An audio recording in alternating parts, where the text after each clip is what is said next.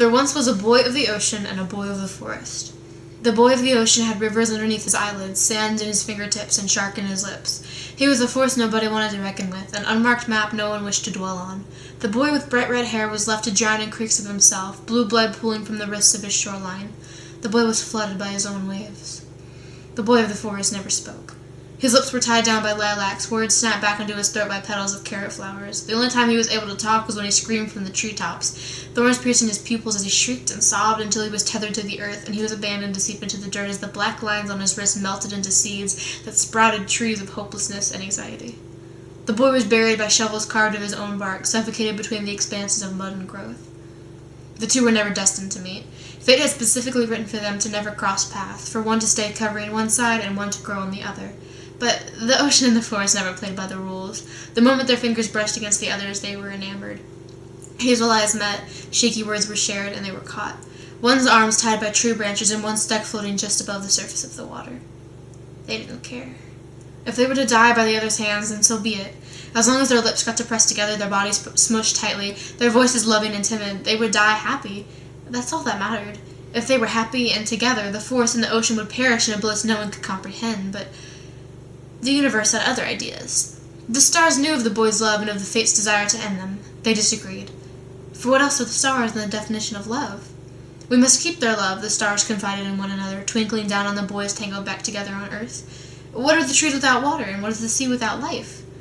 The stars knew that names were the truest forms of trust. Names are what bind you to your identity, what are used to attract and repel you, what lovers whisper to each other in the dark of night when even the planets are asleep.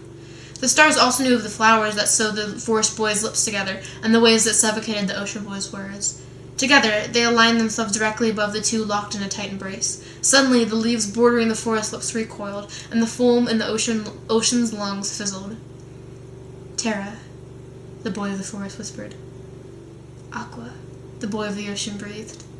And the universe cheered as they fell into one another, repeating the words as fast as they could before their fears attacked them once more and rendered them silent.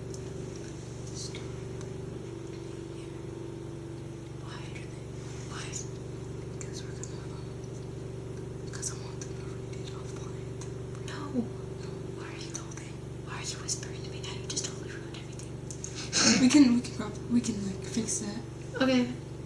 Just pick it up now? Yeah. But what do you have in mind? Because I wanted you to explain it and then read out and get them. I'll just finish it here. Because that's what it's about. Finishing it. Alright. It sounds so nice. Destiny, however, was furious. These two were never supposed to be in love, never supposed to kiss or touch or breathe one another in like they were their only oxygen. But they were.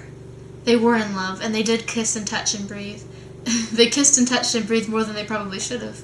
The boy of the ocean was constantly reduced to choppy waves as he screamed out for the boy of the forest above him, like treetops hovering above puddles. They made love like rain shuddering onto leaves. Oh yes, fate was pissed. Fate knew nothing could separate the boys. Terra had woven his flower fingers around the swelling waves of Aqua's heart, and they would lay on each other's broken, quivering arms until the sun fell apart and the earth burned to a flame pieces.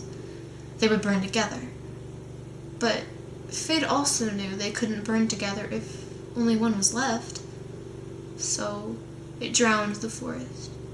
Terra screamed as the waves tore apart his bark, ripped his leaves from the ground, destroyed each and every piece of him that was left. He screamed for Aqua to save him, to rescue him from the tsunami of hatred and horror. But Aqua couldn't save Terra from himself, what he was composed of. So the boy of the ocean was forced to watch the boy of the forest die, each piece of him weeping for safety, for sweet release to rid him of the watery pain he drowned in. Destiny answered, and Terra died under the waves. Aqua couldn't stop. The boy of the ocean was never the same. Each night he sobbed in loneliness, choking on words he was never able to say, words like love and want and need. Each day he trudged through the sand, ripping flowers out of the ground, hands achingly empty without a hand to hold, and heart sinking lower and lower until it crushed underneath the sinking weight of his drowning ribcage. He screamed to the sky, "Why did you take him?" The stars couldn't answer, for they knew everything about love and nothing about loss. So they could only watch helplessly as Aqua had unto Terra, as Aqua suffocated himself with tree limbs and grass stains. Because what is the sea without life? And what are the trees without water? The boy of the ocean passed not as happy as he had thought he would, with Terra and fire and kissing. He killed himself without Terra, without fire, without. He had nothing. He was nothing. He killed himself unhappy, crying, and still in love with a dead boy. So much so that he became one. But there is one thing fate and the stars can't stop. One thing destiny and space cannot fight over. One thing that can overpower any force trying to stop it. Restless souls. As a spirit, Terra has no lungs to swallow water with. As a ghost, Aqua can't choke himself with painful branches. In the realm of the dead, there is only ocean and forest, Terra and Aqua, kisses and touches. There are no forests barricading Terra's lips, no rolls of waves choking Aqua. I love you, the ocean whispers. I love you, the forest breathes. They kiss as they float through space, through the shining stars and away from destiny. They are dead, but within the universe, as the universe, they live. I love you, Aqua screams. I love you, Terra shrieks. And so the stars shine. Terra and Aqua, the ocean and the forest, forever and always. There was once a boy of the ocean and a boy of the forest. They're dead now, but they're happy. The ocean crashes and the forest sways. The universe can finally breathe. 10 out of 10. Oh my god, no. No, I have something in my... Oh, I'm trying. Okay, so I'll give a second to process all the compliments you will shower upon me upon watching this. Okay, no. Okay, so I wrote that story a couple months ago, September maybe? I saw Josh and Tyler where it was... It's based off a story I wrote about people that I know in real life, but I changed the names because I wanted to protect the innocent. But the reason I wrote that story was not only because I'm really passionate about visual imagery, but because at the time it was when I was exploring my gender and my sexuality stuff, and I was like, okay, I could write about two girls and I can write about a boy and a girl, but I'd rather write about myself. So I did. And it's super cheesy, but like, it's not cheesy. I don't know. It's hashtag relatable. It was nice to write about, and a lot of people really liked it. Like everyone I showed it to, so. It's a beautiful story about like it's kind of like the sun and the moon, how they can't be together but they love and they kind of like glare at each other's beauty. Because the moon and the sun can only look at each other for 1 hour before they have to go, and it's sad. And I didn't want to, because that's kind of like a common story, and I didn't want to just cover that, so I covered other forces like water and life. But like, also I kind of captured how in real life, how fate or destiny or however you want to put it, always seems to be against young lovers, sort of. Like, especially if you're gay, like in the story, or they don't even have to be gay, they could be transgender. They could be, you could, because when you put a story that is mostly on the visual imagery and not about the characters themselves, you can apply whatever you want to that character, because they could both be girls. Can this be your gender video too? Like your gay straight video too? What do you mean? Why? Because this is beautiful.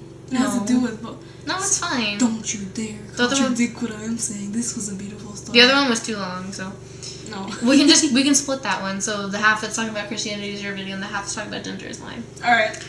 So that's why I wrote that. And hopefully, I didn't stutter too much. Did I stutter too much? No, you didn't even stutter. You stuttered like twice, I think. You know what? Because I stutter a lot when I talk. But that's why I write a lot, because it's easier to project myself into what I write than what I say. Because I'm really bad at talking. I go non-vocal mostly a lot. Not just because of like my mental stuff. So. Also, you're great at acting. I think it captures like thank you emotion. A lot of people have been saying that recently because I started doing monologues. And everyone was like, "We'll be posting that also. I'll be doing mine too." Because I'm doing it for finals next week. So. Mine's dumb. Like I just do it in my free time. But like, which monologue are you doing? I'm not. I have to get one first, and then I have to figure out when. Okay, because you can because I have to do it for my final. You can record it for my final, and then we can post it. Alright. Because one of my favorite movies is We'll be Dogma. posting Rip either- Alan Rickman. Rip Alan Rickman. I'm doing one of his movies for my monologue. Also, just to let you guys know, we'll either be posting every other day. We'll post 2 videos in one day. And that's starting every other week. We're posting this on Friday the 15th. So we might start next week, or we might start today's like what day is it? So when we post it, it'll be Friday. But today's Thursday. Today's Thursday. At exactly 8:22. You're welcome. To the dot.